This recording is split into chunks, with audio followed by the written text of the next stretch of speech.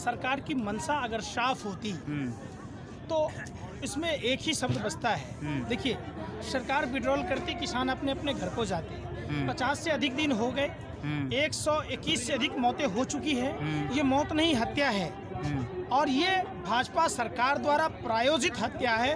अगर देश के पालनहार अन्नदाता किसान भाइयों को 26 नवंबर 27 नवंबर को ही देश की राजधानी दिल्ली में जाने दिया जाता तो ये मौतें नहीं होती। ये जो लोग देश के जो पालनहार अन्नदाता किसान भाई शहीद हुए हैं, ये इसका सीधा जवाबदेही भाजपा सरकार पर जाती है।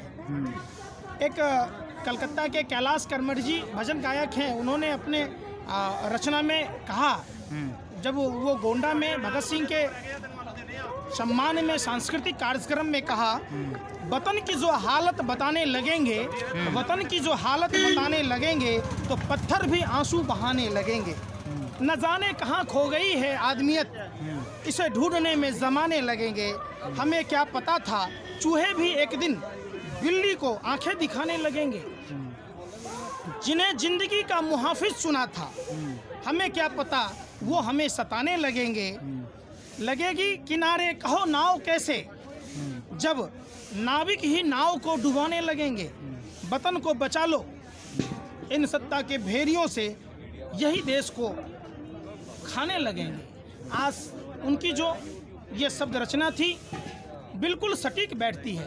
देश के 135 करोड़ लोगों ने एक सपना देखा था मोदी जी के बड़े बड़े वादों पर, जो मोदी जी कहा करते थे कि हर साल 2 करोड़ युवाओं को रोजगार दी जाएगी, किसानों की आय दोगुनी की जाएगी, माँ बहनों की सुरक्षा की गारंटी की बात की थी।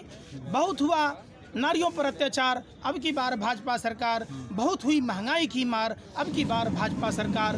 ये तमाम जो मुद्दे थे, इन मुद्दों पर देश की जनता ने इस लोक लुभावन नारों पर जो मोदी जी पर भरोसा किया था, मोदी जी ने उस भरोसों के साथ लोगों के भावनाओं पर डाका डालने का काम किया। आज आप देख सकते हो सुनिए, जब 2014 से पहले यही राजनाथ सिंह जी कहा करते थे, जब विपक्ष में थे, 3 दिन हो गए किसान आंदोलन के, चंद कदमों की दूरी पर देश का प्रधानमंत्री, राष्ट्रपति, तमाम राजनीतिक दलों के लोग बैठे पड़े हैं और उनकी संवेदनाएं नहीं सुनी जा रही। और राजनाथ सिंह जी ऐसे रोकर बोल रहे थे जैसे मानो उनका दिल धड़क रहा, फरफरा रहा। वो कह रहे हैं कि हमें जैसे ही मालूम हुआ हम आ गए। तो क्या राजनाथ सिंह जी, आज 50 से अधिक दिन होने के बाद आपका ज़मीर मर चुका है? आप कहाँ गया आपका वो दिल का धड़कना? कहाँ गई आपकी सांसों का चलना? जब 50 से अधिक दिन हो गए, 121 किसानों से की मौतें ठंड के कारण हो चुकी है, तो क्या आपका ज़मीन नहीं जागा? आपको क्षत्रिय धर्म का निर्वाह करना चाहिए और देश के पालनहार अन्नदाता किसान भाइयों के आंदोलन में शरीक होना चाहिए। अब एक ही रास्ता है, आखिर सरकार क्यों नित्य नए प्रयोग करती है? पहले तो ये आंदोलन को कमज़ोर करने के लिए मोदी सरकार अपने तमाम नेताओं के द्वारा, सांसद मंत्रियों के द्वारा, जैसे पहले के राजा महाराजा भान रखते थे, देश के दलाल मीडिया के भरवे पत्रकारों को रखा गया है। आपने देखा होगा देश भर के तमाम इलेक्ट्रॉनिक चैनल के लोग किसान आंदोलन को किसी खास स्टेट से जोड़कर, आतंकवादी कहकर, खालिस्तानी कहकर, चाइना और पाकिस्तान से जोड़कर आंदोलन को कुचलने की बात कर रहे थे। उन बेशर्मों को इतनी भी शर्म नहीं आई कि जिनके बाप दादाओं ने अपने आने वाली पीढ़ी के लिए, देश के लिए कुर्बानी दी थी। क्या इनकी शहादत को भूला जा सकता है? क्या भगत सिंह जैसे क्रांतिकारी की शहादत को भूला जा सकता है?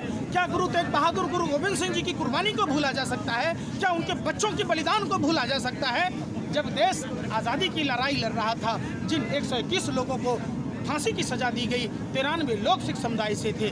जिन 2600 लोगों को उम्र कैद की सज़ा दी गई, उसमें 2100 लोग